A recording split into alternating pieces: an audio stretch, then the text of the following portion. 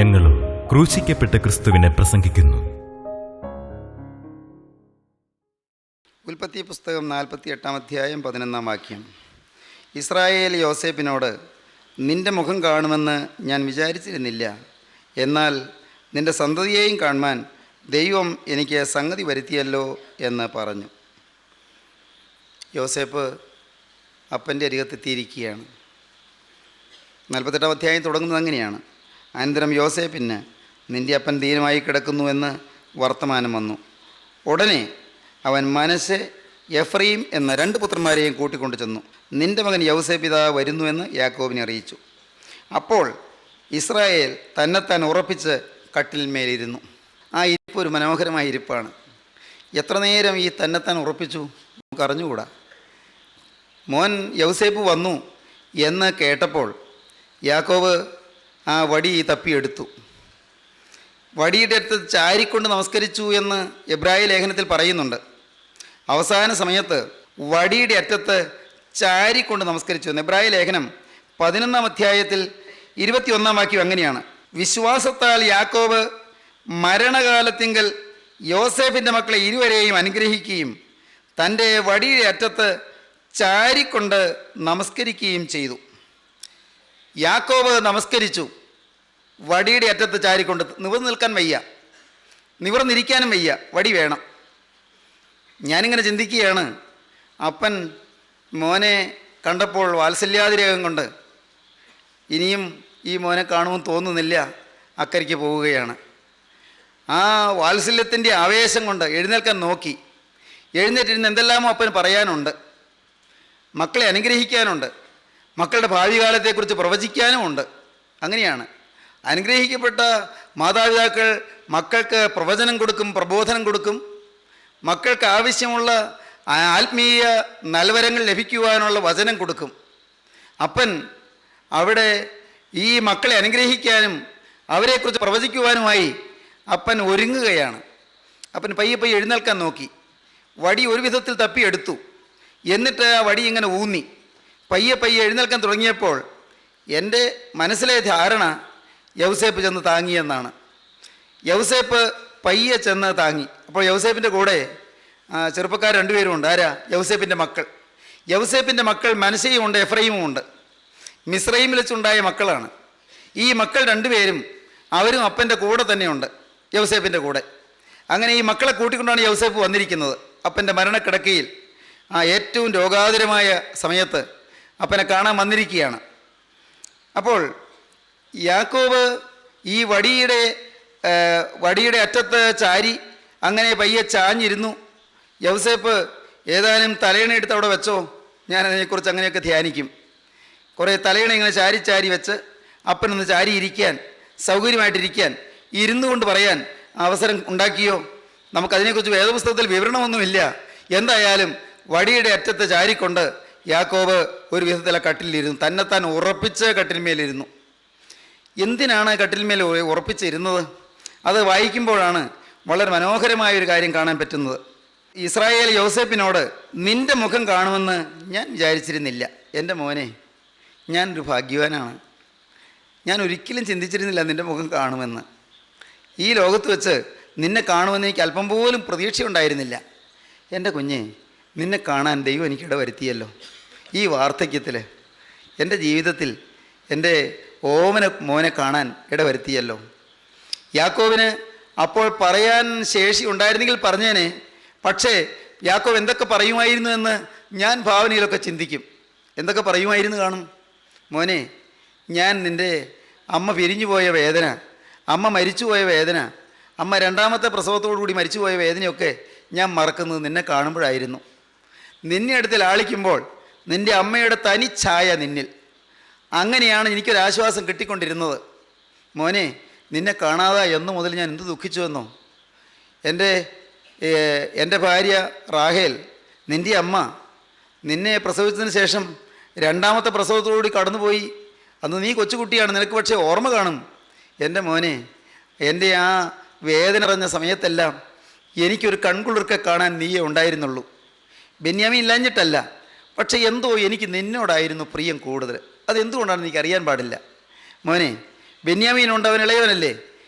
പെറ്റന്ന് തന്നെ അമ്മ മരിച്ച അനാഥ കുഞ്ഞു പോലെ വളരുന്നവൻ, അവനെനിക്ക് വാത്സല്യമില്ലെന്നല്ല, തീർച്ചയായിട്ടും ഉണ്ട്. ഒരപ്പന് മക്കളെ ഭേദം വരാൻ പാടില്ലല്ലോ, തിരിച്ചു ഭേദമൊന്നും എനിക്കില്ല. എങ്കിലും എൻ്റെ മോനെ, നിന്നോട് എന്തോ ചില പ്രത്യേക താല്പര്യങ്ങൾ ദൈവം നിന്നെ എന്തിനോ വേണ്ടി ഒരുക്കുന്നെന്ന് എനിക്കൊരു ധാരണ. നിന്നെ എന്തിനോ വേണ്ടി ദൈവം ഉയർത്തുന്നു എന്നെനിക്കൊരു ധാരണ. സ്വർഗത്തിലെ ദൈവം പ്രത്യേകിച്ച് നിൻ്റെ മേൽ ദൃഷ്ടി വച്ചിരിക്കുന്നു എന്നെനിക്കൊരു ധാരണ.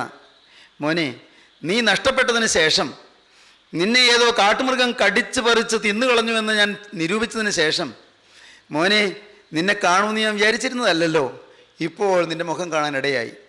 മരിക്കുന്നതിന് മുൻപ് നിൻ്റെ മുഖം കണ്ടു എന്ന് മാത്രമല്ല, നിൻ്റെ മക്കളെയും കാണാൻ ദൈവം സംഗതി വരുത്തി, നിൻ്റെ കുടുംബത്തെ കാണാൻ ദൈവം സംഗതി വരുത്തി. ഇങ്ങനെയാണ് യാക്കോബ് പറയുന്നത്, നിൻ്റെ മുഖം കാണുമെന്ന് ഞാൻ വിചാരിച്ചിരുന്നില്ല, എന്നാൽ നിൻ്റെ സന്തതിയെയും കാണുവാൻ ദൈവം എനിക്ക് സംഗതി വരുത്തിയല്ലോ എന്ന് പറഞ്ഞു. ദൈവത്തിൻ്റെ വലിയ നാമം മഹത്വപ്പെടട്ടെ. യൗസേപ്പ് നിറകണ്ണുകളോടെ കേട്ടുകൊണ്ട് നിൽക്കുകയാണ്. വാർദ്ധക്യത്തിലുള്ള അപ്പൻ കടന്നു പോകുന്നതിന് മുമ്പ് പറയുന്ന വാക്കുകളെല്ലാം ഒരക്ഷരം തെറ്റാതെ അങ്ങനെ നിറമിഴികളോടെ ആ യൗസേപ്പ് അങ്ങനെ കേട്ടുകൊണ്ട് നിൽക്കുകയാണ്. എന്നിട്ട് മക്കളെ രണ്ടുപേരെയും യൗസേപ്പ് അങ്ങോട്ട് നീക്കി നിർത്തി. മക്കൾ രണ്ടുപേരെയും അപ്പൻ്റെ വലത്തെ കൈയുടെ നേരെ മൂത്ത മകൻ മനശ്ശെയെ നിർത്തി, ഇടത്തെ കൈയുടെ നേരെ ഇളയ മകൻ എഫ്രയീമിനെ നിർത്തി. അപ്പോൾ യൗസേപ്പിൻ്റെ ഒരു ആഗ്രഹമുണ്ട്, മക്കൾ രണ്ടുപേരെ അപ്പൻ അനുഗ്രഹിക്കണം. വലത് കൈ എൻ്റെ മൂത്ത മോൻ്റെ തലയിൽ വെക്കണം, അതിന് ജ്യേഷ്ഠാവകാശം ഉള്ളതല്ലേ. ജ്യേഷ്ഠാവകാശത്തിലെ പ്രത്യേക അനുഗ്രഹം ഉള്ളതുകൊണ്ട് വലത് കൈ മൂത്ത മോൻ്റെ തലയിൽ വെക്കണം, ഇടത് കൈ എഫ്രയീമിൻ്റെ ഇളയ മോൻ്റെ തലയിൽ വെക്കണം. അങ്ങനെ നിർത്തി. പക്ഷേ യാക്കോബ് കൈ വെച്ചപ്പോൾ യാക്കോബിൻ്റെ വലത്തെ കൈ ഇങ്ങനെ ഇടത്ത് ഭാഗത്തേക്ക് തിരിച്ച് എഫ്രയീമിൻ്റെ തലയിൽ വെച്ചു, ഇടത്തെ കൈ വലത്ത് ഭാഗത്ത് തിരിച്ച് മനശ്ശെയുടെ തലയിൽ വെച്ചു. യൗസേപ്പ് പറഞ്ഞു, അപ്പ അങ്ങനെയല്ല കേട്ടോ, ഇവനാ മൂത്തമോൻ, ഇവനാ മൂത്തമോൻ, എൻ്റെ മൂത്തമോൻ മനശ്ശെ ഇതാ. മോനെ അറിയാം, എനിക്കറിയാം, അവനെയും ദൈവം അനുഗ്രഹിക്കും, അവനെയും ദൈവം ഒരു വലിയ ജാതിയാക്കും. പക്ഷേ എഫ്രയീമിനെ കൂടുതൽ ദൈവം അനുഗ്രഹിക്കും. യാക്കോബ് കൈവച്ചത് അനുഗ്രഹിക്കാൻ കൈവച്ചത് യാദൃച്ഛികമല്ല. അവിടെ അനുഗ്രഹിക്കാൻ ആ കൈ ഇങ്ങനെ പിണച്ചു വെച്ചത് അത് നിത്യതയിലേക്ക് ഉയർന്നു വരുന്ന ഒരു പുതിയ ജീവിതത്തിൻ്റെ തുടക്കമായിരുന്നു, കുരിശിൻ്റെ ആകൃതിയായിരുന്നു. ദൈവത്തിൻ്റെ വലിയ നാമം മഹത്വപ്പെടട്ടെ. കുരിശിൻ്റെ പ്രോദ്ഘാടനം ചരിത്രത്തിൻ്റെ നെറുകയിൽ, സഹോദരീ സഹോദരങ്ങളെ, ക്രൂശ് ഉദ്ഘാടനം ചെയ്യുകയായിരുന്നു. ക്രൂശിലെ ആ ഇരുമരങ്ങളുടെ ശാഖകൾ രണ്ടു വശത്തേക്കും പടർന്നു കയറുന്നത് അവിടെ യാക്കോബ് ദൃഷ്ടാന്തവൽക്കരിക്കുകയായിരുന്നു. ആ കുരിശിൻ്റെ ആകൃതിയിൽ കൈകൾ പിണച്ചു വെച്ചു എന്നാണ് നാം വായിക്കുന്നത്. നമുക്കിങ്ങനെ വായിക്കാം. 48-ാം അധ്യായം 13-ാം വാക്യം മുതൽ, യൗസേപ്പ് എഫ്രയീമിനെ വലങ്കൈ കൊണ്ട് പിടിച്ച ഇസ്രായേലിൻ്റെ ഇടംകൈക്ക് നേരെയും മനശ്ശെ ഇടംകൈ കൊണ്ട് പിടിച്ച ഇസ്രായേലിൻ്റെ വലങ്കൈക്ക് നേരെയുമായി ഇങ്ങനെ രണ്ടുപേരെയും അവൻ്റെ അടുക്കൽ കൊണ്ടുവന്നു. ഇസ്രായേൽ വലങ്കൈ നീട്ടി ഇളയവനായ എഫ്രയീമിൻ്റെ തലയിലും ഇടംകൈ മൂത്തവനായ മനശ്ശെയുടെ തലയിലുമായി അങ്ങനെ തൻ്റെ കൈകളെ പിണച്ചു വെച്ചു. യൗസേപ്പ് അപ്പനോട്, 18-ാം വാക്യം, അങ്ങനെയല്ല എൻ്റെ അപ്പ, ഇവനല്ലോ ആദ്യജാതൻ, ഇവൻ്റെ തലയിൽ വലങ്കൈ വെക്കണം എന്ന് പറഞ്ഞു. എന്നാൽ അവൻ്റെ അപ്പൻ സമ്മതിക്കാതെ, എനിക്കറിയാം മകനെ, എനിക്കറിയാം, ഇവനും ഒരു വലിയ ജനമായി തീരും, ഇവനും വർദ്ധിക്കും, എങ്കിലും അനുജൻ അവനേക്കാൾ അധികം വർദ്ധിക്കും, അവൻ്റെ സന്തതി ജനസമൂഹമായി തീരും എന്ന് പറഞ്ഞു. അങ്ങനെ അവൻ അന്ന് അവരെ അനുഗ്രഹിച്ചു. യാക്കോബ് യൗസേപ്പിനെയും യൗസേപ്പിൻ്റെ മക്കളെയും അനുഗ്രഹിച്ചു. തലമുറകൾക്കുള്ള അനുഗ്രഹം പിതാവിൽ നിന്ന് ഇതാ മക്കൾ ഏറ്റുവാങ്ങുകയാണ്. ഈ വാക്കുകളെ കേൾക്കുമ്പോൾ എൻ്റെ പ്രിയപ്പെട്ടവരോട് ഞാൻ വിനീതമായി എന്ന് ചോദിക്കട്ടെ, നിങ്ങൾക്ക് പിതാവിൻ്റെ, മാതാവിൻ്റെ, പൂർവിക പിതാക്കന്മാരുടെ അനുഗ്രഹം കിട്ടിയിട്ടുണ്ടോ? നിങ്ങളുടെ മാതാപിതാക്കളുടെ അനുഗ്രഹം നിങ്ങൾ വാങ്ങിയിട്ടുണ്ടോ? അവരുടെ ഹൃദയത്തിൽ എപ്പോഴെങ്കിലും നൊമ്പരം തട്ടിയിട്ടുണ്ടോ? നിങ്ങളുടെ മാതാപിതാക്കൾ വ്യസനിക്കാൻ ഇട വന്നിട്ടുണ്ടോ? നിങ്ങളുടെ ഏതെങ്കിലും പെരുമാറ്റം മൂലം, നിങ്ങളുടെ ഏതെങ്കിലും സംസാരം മൂലം, നിങ്ങളുടെ ഏതെങ്കിലും പ്രവൃത്തികൾ മൂലം, നിങ്ങളുടെ ഇടപാടുകൾ മൂലം പ്രിയപ്പെട്ടവരെ, നിങ്ങളുടെ മാതാപിതാക്കൾ കരയാനോ ദുഃഖിക്കാനോ മനസ്സ് വിഷാദിക്കാനോ ഉള്ളം നീറുവാനോ ഇടയായിട്ടുണ്ടോ? മോനെ, പ്രിയമകളെ, നീ ഇത് കേൾക്കുമ്പോൾ നിന്റെ ജീവിതത്തിലേക്ക്, പഴയകാല ജീവിതത്തിലേക്ക് തിരിഞ്ഞു നോക്കിയിട്ട് നിനക്ക് എന്തെങ്കിലും ഓർമ്മ വരുന്നെങ്കിൽ നീ അനുതപിക്കണം. ദൈവത്തോട് പറയണം, കർത്താവേ, എൻ്റെ ജീവിതത്തിൽ അറിഞ്ഞും ചിലപ്പോൾ അറിയാതെയും എൻ്റെ മാതാപിതാക്കളെ ഞാൻ വ്യസനിപ്പിച്ചു. അവരെ ഞാൻ ആദരിക്കേണ്ടതുപോലെ ആദരിച്ചില്ല, അനുസരിക്കേണ്ടതുപോലെ അനുസരിച്ചില്ല. എൻ്റെ കുഞ്ഞുങ്ങളുടെ മേൽ ശാപം വരല്ലേ, എൻ്റെ മേൽ ശാപം നിൽക്കല്ലേ, എന്നിൽ നിന്ന് ശാപങ്ങൾ മാറ്റണമേ. കർത്താവേ, എൻ്റെ മാതാപിതാക്കളോട് മാപ്പ് ചോദിക്കാൻ ഇന്നവർ ഭൂമിയിൽ ഇല്ലല്ലോ. സ്വർഗത്തെ ദൈവമേ, നീ മനസ്സലിയണമേ. ഗോകുൽത്തായിൽ ചിന്തിയ രക്തത്താൽ, ഗോകുൽത്തായിൽ ഒഴുക്കിയ പുണ്യാഹ രക്തത്താൽ എൻ്റെ ആ പാപങ്ങളും എൻ്റെ ആ ശാപങ്ങളും കഴുകിക്കളയണമേ.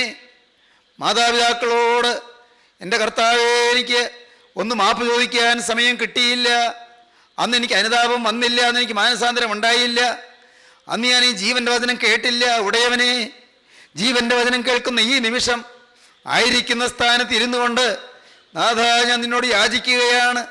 എൻ്റെ അപ്പനെ വ്യസനിപ്പിച്ചത്, എൻ്റെ അമ്മയെ ദുഃഖിപ്പിച്ചത്, എൻ്റെ അമ്മയെ ധിക്കരിച്ചത്, എൻ്റെ കർത്താവെ, എൻ്റെ അപ്പൻ്റെ അപ്പനെ വ്യസനിപ്പിച്ചത്, എൻ്റെ പൂർവികന്മാരെ വേദനിപ്പിച്ചത്, എൻ്റെ മേൽ കണക്കിടരുതേ, അകൃത്യം എൻ്റെ മേൽ എഴുതി വെക്കരുതേ.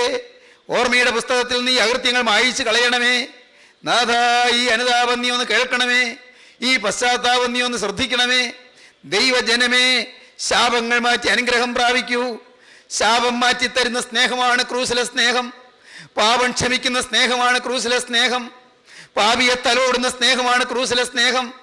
ഏത് അശുദ്ധനെയും വിശുദ്ധനാക്കുന്ന സ്നേഹമാണ് ക്രൂസിലെ സ്നേഹം. ഏത് അഴുക്കാണ്ടവനെയും വെടിപ്പിലേക്ക് കൊണ്ടുവരുന്ന സ്നേഹമാണ് ക്രൂസിലെ സ്നേഹം. എത്ര ഹീനഭാവിയെയും മ്ലേച്ഛഭാവിയെയും വിടുവിച്ച് സമാധാനത്തിൻ്റെ സന്തോഷ തീരത്ത് അടുപ്പിക്കുന്ന സ്നേഹമാണ് ക്രൂസിലെ സ്നേഹം. ആ ക്രൂസിലെ സ്നേഹത്തിൻ്റെ മുന്നിൽ ഇപ്പോൾ നിങ്ങൾ വിനയപ്പെടുവീൻ, അനുഗ്രഹം നിങ്ങളുടെ തലമേൽ വരും. അതാണ് നാം വായിക്കുന്നത് 48-ാം അധ്യായം 15-ാം വാക്യം. പിന്നെ അവൻ യോസേപ്പിനെ അനുഗ്രഹിച്ചു. യോസേപ്പിന് കിട്ടിയ അനുഗ്രഹം എനിക്ക് വേണമെന്ന് നിങ്ങൾ പ്രാർത്ഥിക്കണം. പിന്നെ അവൻ യോസേപ്പിനെ അനുഗ്രഹിച്ചു. എൻ്റെ പിതാക്കന്മാരായ അബ്രഹാമും ഇസ്ഹാക്കും ഭജിച്ചു പോകുന്ന ദൈവം, ഞാൻ ജനിച്ച നാൾ മുതൽ ഇന്ന് വരെയും എന്നെ പുലർത്തിയിരിക്കുന്ന ദൈവം, എന്നെ സകല ദോഷങ്ങളിൽ നിന്നും വിടുവിച്ച ദൂതൻ ഈ കുട്ടികളെ അനുഗ്രഹിക്കുമാറാകട്ടെ. എൻ്റെ പേരും എൻ്റെ പിതാക്കന്മാരായ അബ്രഹാമിൻ്റെയും ഇസ്ഹാക്കിൻ്റെയും പേരും ഇവരിൽ നിലനിൽക്കുമാറാകട്ടെ. അവർ ഭൂമിയിൽ കൂട്ടം കൂട്ടമായി വർദ്ധിക്കട്ടെ എന്ന് പറഞ്ഞു. എൻ്റെ പിതാക്കന്മാരായ അബ്രഹാം ഇസ്ഹാക്കും ഭജിച്ചു പോകുന്ന ദൈവം, ഞാൻ ജനിച്ച നാൾ മുതൽ ഇന്ന് വരെയും എന്നെ പുലർത്തിയിരിക്കുന്ന ദൈവം, എന്നെ സകല ദോഷങ്ങളിൽ നിന്നും വിടുവിച്ച ദൂതൻ ഈ കുട്ടികളെ അനുഗ്രഹിക്കുമാറാകട്ടെ. ഓ, എന്തോ ഒരു വാത്സല്യ നികേതനമായ അനുഗ്രഹീതമായ ശബ്ദപ്രചുരിമ! എന്ത് അനുഗ്രഹം! പ്രിയപ്പെട്ടവരെ, അപ്പൻ അനുഗ്രഹിക്കുകയാണ്, ഈ കുട്ടികളെ അനുഗ്രഹിക്കുമാറാകട്ടെ. ആര്? ഞാനല്ല, അപ്പനല്ല മക്കളെ. അനുഗ്രഹിക്കുന്നത് ആരാണ്? എൻ്റെ പിതാവായ അബ്രഹാമും ഇസ്ഹാക്കും ഭജിച്ചു പോകുന്ന ദൈവം, ഞാൻ ജനിച്ച നാൾ മുതൽ ഇന്ന് വരെയും എന്നെ പുലർത്തിയിരിക്കുന്ന ദൈവം, എന്നെ സകല ദോഷങ്ങളിൽ നിന്നും വിടുവിച്ച ദൂതൻ ഈ കുട്ടികളെ അനുഗ്രഹിക്കുമാറാകട്ടെ. പൈതൃക അനുഗ്രഹം തലയിലേറ്റ് വാങ്ങിക്കൊള്ളുക. പിതാവിൻ്റെ അനുഗ്രഹം നിങ്ങൾ വാങ്ങിക്കൊള്ളുക. അവിടെ കൊണ്ട് അനുഗ്രഹം തീരുന്നുണ്ടോ? പ്രിയപ്പെട്ടവരെ, നാം വായിക്കുകയാണ് 49-ാം അധ്യായത്തിൽ യൗസേപ്പ് 12 മക്കളെയും ചിലരെ അനുഗ്രഹിച്ചും ചിലരുടെ അവസ്ഥ വെളിപ്പെടുത്തിയും ആത്മാവിൽ കാണുന്നത് പ്രകടമാക്കിയും യാക്കോബ് പറയുന്ന ചില വാക്കുകളുണ്ട്. യാക്കോബ് ചിലരെ അനുഗ്രഹിച്ചും യാക്കോബ് ചിലരുടെ അവസ്ഥ വെളിപ്പെടുത്തിയും കൊണ്ട് പറയുന്ന പ്രവചന പദങ്ങളുണ്ട്. അതിൽ യൗസേപ്പിനെ കുറിച്ച് പറയുമ്പോഴാണ് യാക്കോബ് വാചാലനാകുന്നത്. എന്ത് ബഹുലമായ പദസഞ്ചയമാണ് യാക്കോബിൻ്റെ നാവിൽ നിന്ന് ഉതിർന്നൊഴുകി വീഴുന്നത് നാം വായിക്കുമ്പോൾ കാണുകയാണ്. എന്താണ് കാണുന്നത്? 49-ാം അധ്യായത്തിൻ്റെ 22-ാം വാക്യം മുതൽ 26-ാം വാക്യം വരെ 5 വാക്യങ്ങൾ മുഴുവനും അവിടെ യൗസേപ്പിനെ കുറിച്ച് പറയുകയാണ്. യൗസേപ്പ് ഫലപ്രദമായ ഒരു വൃക്ഷം. മരിക്കുന്നതിന് മുൻപ് അപ്പൻ ഈ യോവന മകനെ കുറിച്ച് പറയുകയാണ്. യൗസേപ്പ് ഫലപ്രദമായ ഒരു വൃക്ഷം, നീരുറവിനരികെ ഫലപ്രദമായ ഒരു വൃക്ഷം തന്നെ. അതിൻ്റെ കൊമ്പുകൾ മതിലിന്മേൽ പടരുന്നു. വില്ലാളികൾ അവനെ വിഷമിപ്പിച്ചു, അവർ എയ്തു, അവനോട് പൊരുതു. അവൻ്റെ വില്ല് ഉറപ്പോടെ നിന്നു. അവൻ്റെ ഭുജം യാക്കോബിൻ വല്ലഭൻ്റെ കയ്യാൽ ബലപ്പെട്ടു. ഇസ്രായേലിൻ്റെ പാറയായ ഇടയൻ്റെ നാമത്താൽ തന്നെ നിന്റെ പിതാവിൻ്റെ ദൈവത്താൽ അവൻ നിന്നെ സഹായിക്കും. സർവശക്തനാൽ തന്നെ അവൻ മീതെ ആകാശത്തിൻ്റെ അനുഗ്രഹങ്ങളാലും താഴെ കിടക്കുന്ന ആഴത്തിൻ്റെ അനുഗ്രഹങ്ങളാലും മുലയുടെയും ഗർഭത്തിൻ്റെ അനുഗ്രഹങ്ങളാലും നിന്നെ അനുഗ്രഹിക്കും. നിൻ പിതാവിൻ്റെ അനുഗ്രഹങ്ങൾ എൻ്റെ ജനകന്മാരുടെ അനുഗ്രഹങ്ങൾക്ക് മീതെ ശാശ്വത ഗിരികളുടെ അറ്റത്തോളം പ്രബലപ്പെട്ട് അവ യോസേപ്പിൻ്റെ തലയിലും തൻ്റെ സഹോദരന്മാരിൽ പ്രഭുവായവൻ്റെ നെറുകയിലും വരും. വിവരിക്കാൻ ഞാൻ ഈ സമയം എടുക്കുന്നില്ല. ഓരോ അക്ഷരവും വിവരിക്കാനുള്ളതാണ്. ഓരോ വാക്കും നാദപ്രപഞ്ചമാണ്. ഓരോ വാക്കും ആശയത്തിൻ്റെ ബ്രഹ്മാണ്ഡ കടാഹമാണ്.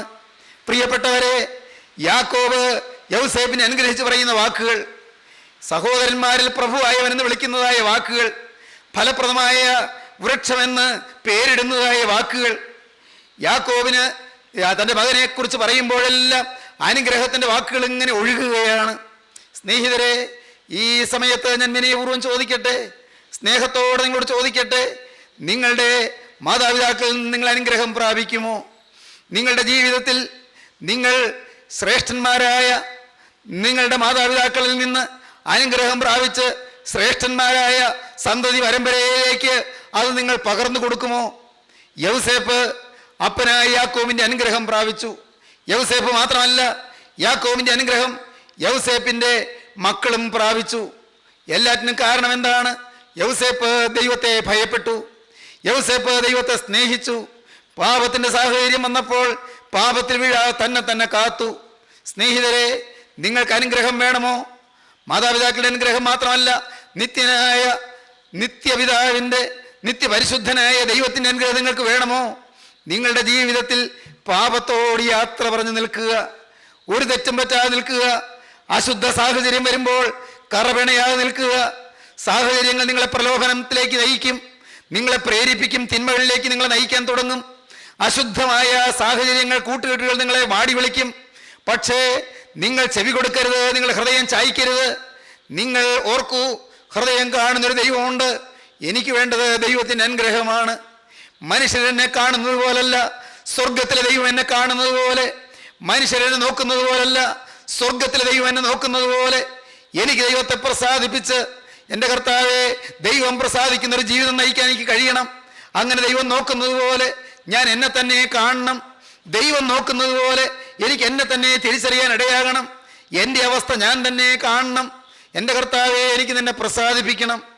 ഗോകുൽത്തായിലെ കുരിശിൽ മരിച്ച ക്രിസ്തു എന്തിനു വേണ്ടി തൻ്റെ ചങ്ക് തുറന്നു? ചവളത്താൽ, അതേ കുന്തത്താൽ വിലാവ് എന്തിനു വേണ്ടി കുത്തി തുറക്കപ്പെട്ടു? ചോരയും നീരും ഒഴുകിയത് എന്തിന്? നമ്മെ വിശുദ്ധരാക്കാനാണ്. ഏത് സാഹചര്യത്തിലും പാപം വരാതെ നിൽക്കണം, പണത്തിൻ്റെ അഴിമതി വരാതെ നിൽക്കണം, 10 പൈസയിൽ പോലും ക്രമക്കേട് വരാതെ നിൽക്കണം, ഒരു സെക്കൻഡിൽ പോലും അഴുക്ക് പറ്റാതെ നിൽക്കണം, ഒരു ഇടപാടിൽ പോലും ദുഷ്ടൻ അവകാശം പറയാതെ നിൽക്കണം, പൈശാചിക ശക്തി നമ്മെ തൊടാതെ നിൽക്കണം, ദുഷ്ടനായ പിശാച് നമ്മിൽ അവകാശം പറയാതെ കരുതലോടെ എപ്പോഴും ജാഗ്രതയോടെ നിൽക്കണം. ആവർത്തന പുസ്തകം 30-ാം അധ്യായത്തിൽ നാം കാണുന്നു, ഞാൻ ജീവനും മരണവും ശാപവും അനുഗ്രഹവും ഗുണവും ദോഷവും നിന്റെ മുമ്പിൽ വെച്ചിരിക്കുന്നു, ഏത് നീ തിരഞ്ഞെടുക്കുമെന്ന് തീരുമാനിച്ചു കൊള്ളുക. യൗസേപ്പിനെ യാക്കോബ് അനുഗ്രഹിച്ചു. യൗസേപ്പിൻ്റെ തലമേൽ ദൈവത്തിൻ്റെ അനുഗ്രഹം ഉണ്ടായിരുന്നു. ദൈവത്തിൻ്റെ അനുഗ്രഹമാണ് നമുക്ക് അത്യന്താപേക്ഷിതം. ദൈവത്തിൻ്റെ അനുഗ്രഹം ഉണ്ടെങ്കിൽ മാതാപിതാക്കളുടെ അനുഗ്രഹം കിട്ടും. ദൈവത്തിൻ്റെ അനുഗ്രഹം ഇല്ലാതെ മാതാപിതാക്കൾ വാക്കുകൊണ്ട് എത്ര അനുഗ്രഹിച്ചാലും അനുഗ്രഹമായി ശിരസിലേക്ക് പകരുകയില്ല. യാക്കോബ് യൗസേപ്പിനെ അനുഗ്രഹിച്ചു, യൗസേപ്പിൻ്റെ മക്കളെയും അനുഗ്രഹിച്ചു. കാരണം യൗസേപ്പിന് ദൈവത്തിൻ്റെ അനുഗ്രഹം ഉണ്ടായിരുന്നു. എന്തുകൊണ്ട്?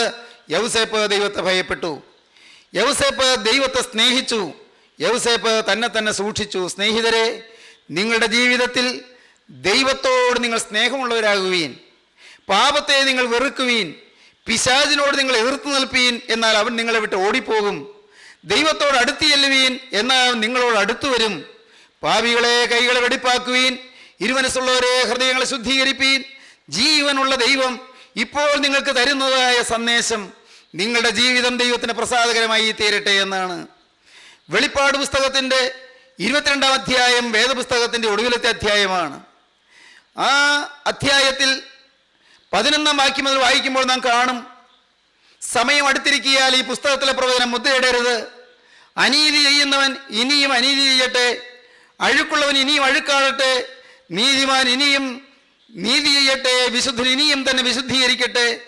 ഇതാ ഞാൻ വേഗം വരുന്നു, ഓരോരുത്തനും അവനവൻ്റെ പ്രവൃത്തിക്ക് തക്കവണ്ണം കൊടുപ്പാൻ പ്രതിഫലം എൻ്റെ പക്കലുണ്ട്.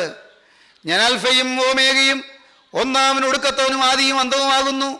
ജീവന്റെ വൃക്ഷത്തിൽ തങ്ങൾക്ക് അധികാരമുണ്ടാകേണ്ടതിനും ഗോപുരങ്ങളിൽ കൂടി നഗരത്തിൽ കടക്കേണ്ടതിനും തങ്ങളുടെ വസ്ത്രമലക്കുന്നവർ ഭാഗ്യവാന്മാർ.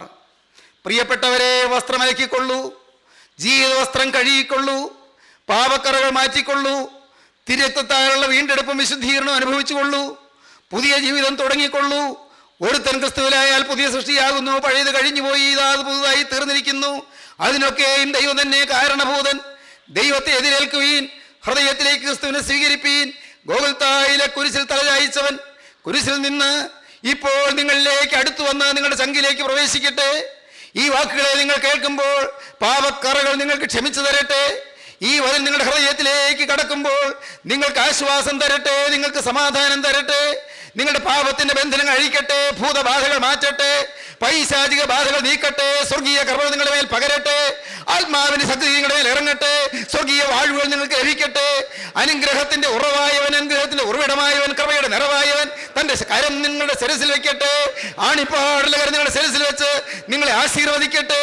ഇപ്പോൾ പ്രിയപ്പെട്ടവരെ, രോഗങ്ങൾ മാറ്റട്ടെ, രോഗസൗഖ്യം അരുളട്ടെ, കേടുകൾ മാറ്റട്ടെ, കഷ്ടപ്പാടുകൾ നീക്കട്ടെ, പ്രശ്നങ്ങൾ മാറ്റട്ടെ, പ്രതിസന്ധികൾ മാറ്റട്ടെ, സ്വർഗീയ വാഴ്വുകൾ നിങ്ങളുടെ മേൽ ഇറങ്ങി ആവസിക്കട്ടെ. കരുണയുള്ള കർത്താവിന്റെ ആണിപ്പാടുള്ള കരം നിങ്ങളെ തലോടട്ടെ. ദൈവം നിങ്ങളെ അനുഗ്രഹിക്കട്ടെ. നമുക്ക് പ്രാർത്ഥിക്കാം.